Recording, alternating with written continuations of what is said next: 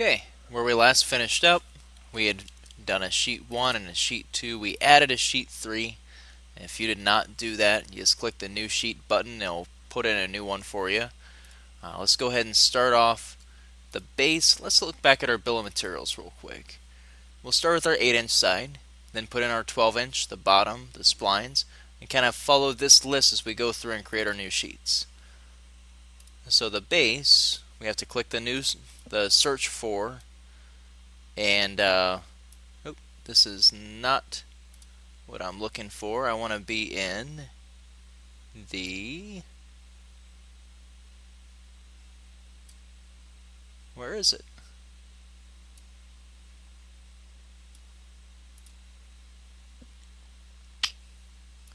Good question. I should be in the right thing. 2015 jewelry box. It looks like it was last modified the 29th. This is probably it. 8-inch side. Let's open that one up.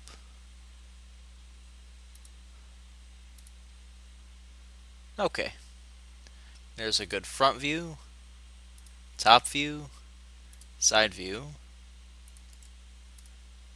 We'll make an auxiliary or isometric view up here.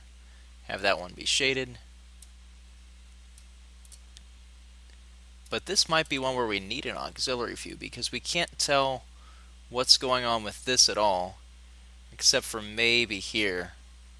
And even that's a little sketchy. So let's try a couple of things. First off, click on this view. Let's go to projected. We'll click down here. Create. Okay, now we can actually measure and show how far in that rabbit is without looking at the top view. Matter of fact, the top view's a little worthless to us. Let's just delete it. Alright, no more top views. This may have to be smaller. We'll make this quarter size instead. It's not as important as just showing what the finished piece looks like in case people get confused looking at these drawings. And I think we're going to go ahead and go into place views, select auxiliary, and we have this angled surface. We'll try and get it from here.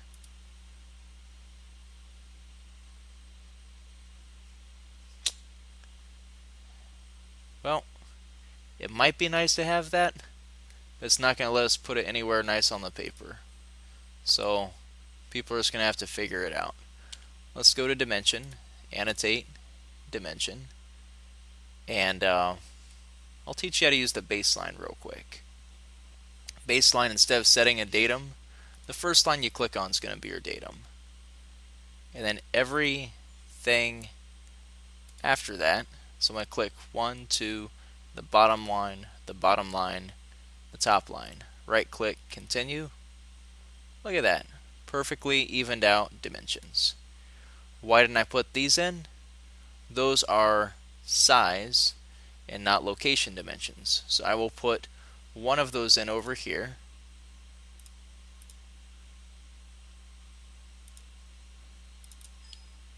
And I'll add a note TYP after it. That's a little messy, so I'll put it under it instead. Hit enter. Oop, what happened over here? We lost everything. Let's try again. Right click, continue. I could have sworn I set it down, but maybe not. We can do the same thing with this. Oh, we have to right click and hit create. That's what we didn't do. Let's do baseline again. Not that we need it for this, but it doesn't hurt. Okay. Dimension. Let's grab one of these guys. And this line, again, not the midpoint. We want to show it as a 45-degree angle, but it might be easier to show it as a 135 because then it doesn't run into these. Go back to dimension again, I want to say how wide our rabbit is here. We already have locations for these. We don't have to worry about that. We have an overall thickness down here. We don't have to worry about that.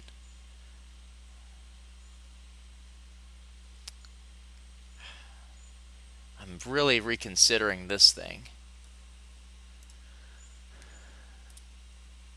Let's see if we move this up a little higher, if they'll let us do a auxiliary view of this down here.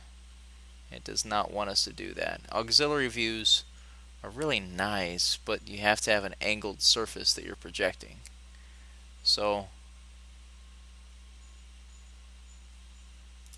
I think I'm going to cheat.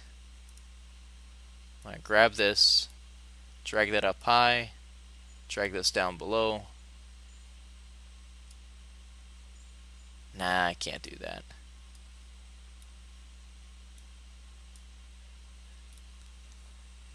Alright, we'll try this one more time. We'll use this as our auxiliary view.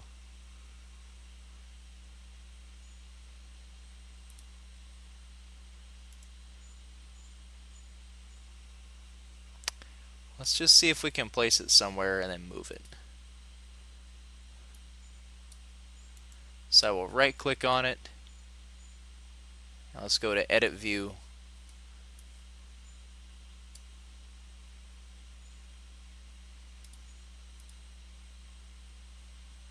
In Display Options, you have Align to Base. We're going to uncheck that and click OK. That means that we can move it over here. And we might even be able to scale it down. Well, I know we can scale it down, but we might want to scale it down. Well, I'll move that so it doesn't interfere with this. Oh, it doesn't want us to.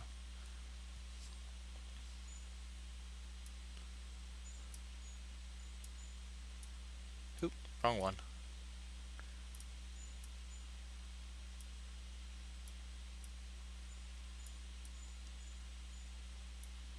I just have to move that dimension up a little bit. If it'll let me. Apparently it won't. And just putting those all in place, I'm realizing that I did not put a dimension in from here to here. Let's see how long the whole thing is. Even though it's the 8-inch side, they need to know it's 8 inches long. Alright, I will tell you, I know it's like a longer video, the 12-inch and the 8-inch side pieces take the longest. But this is all of the stuff that you have to do on it. How to make an auxiliary view, how to do your baseline dimensioning, and these little arrows here are really just showing you this is what I'm looking at here. This kind of says where your eyeballs are, what you're looking at when you look at a section view. I'm kind of surprised this doesn't have a label on it. We'll turn the label on. So it's View AA. That should be there. Okay, let's switch over to text. We'll put our name in here. Well, actually, this is not our name. This is the, yeah, it is. Mr. Thorne. Title here. It's going to be your 8-inch side.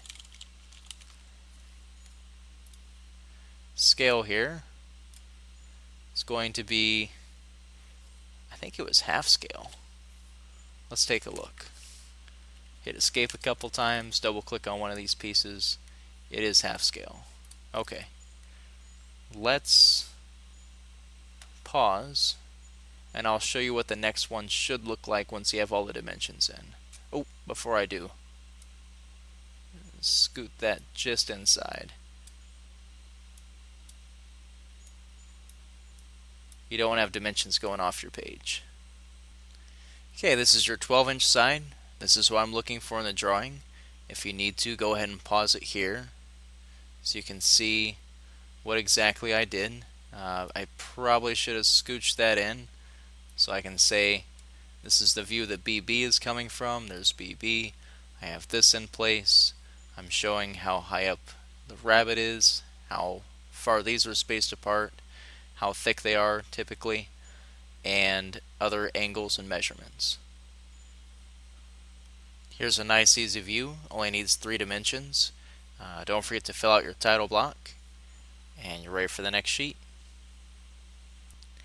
The spline is the next on the list. I made this twice the normal size, although it looks like this didn't turn out that way, so let me change that real quick. If you need to change the size of something, you have to find the first drawing you put in place. The second one won't let you change it. The first one changes both of them based off of this. So if you change this scale to whatever you want, the other one will change with it. And again, just needs a couple dimensions, 135 degrees, 0.5 tall, 0.25 wide. Should probably also say here, this is 1 inch wide.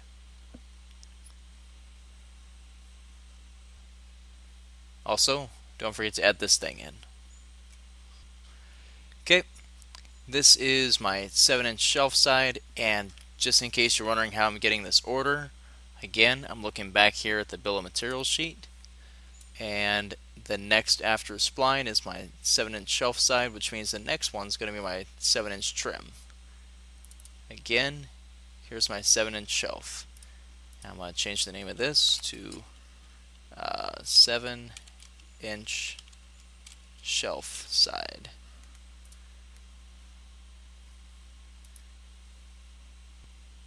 Here's my 7-inch trim piece, and notice that it just comes out as a square even though we had fillets on it. That's because we modified the assembly file and not the part file.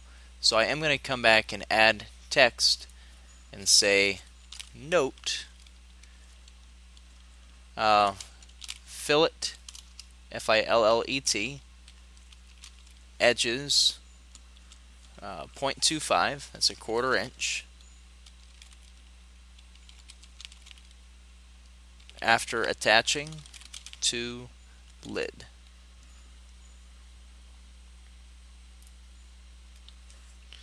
You know what? This would look a lot better if this is all caps. Go and turn on your caps lock and retype all that.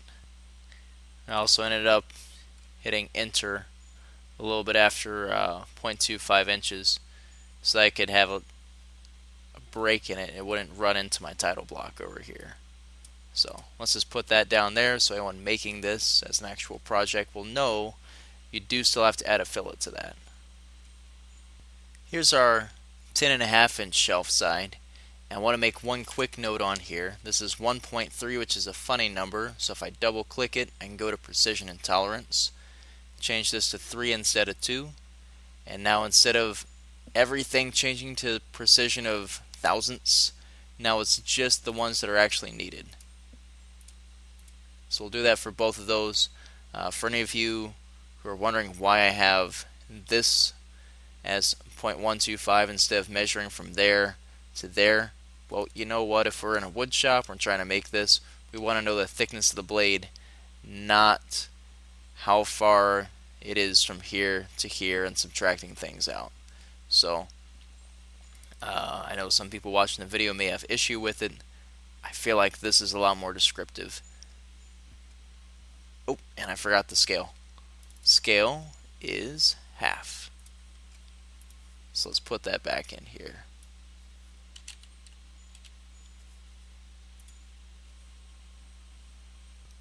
Another trim piece, another note saying how to fillet the edges afterwards. 3 basic dimensions. Don't forget your title block. Here we have our lid. Again, just 3 simple dimensions. Width, height, depth. The tray bottom, again 3 dimensions. This one needs to go out to the thousandths place so we know it's 1/8 of an inch. My last 2 views are here, the shelf support, and here, the shelf divider. Again, if I go back up to my bill of materials, all of these should be in order with the way that I see them here. My description should be in place. My numbers are all here. I'm ready to print. I go File, Print. I'm sending this to Graphic Arts. I'm changing my range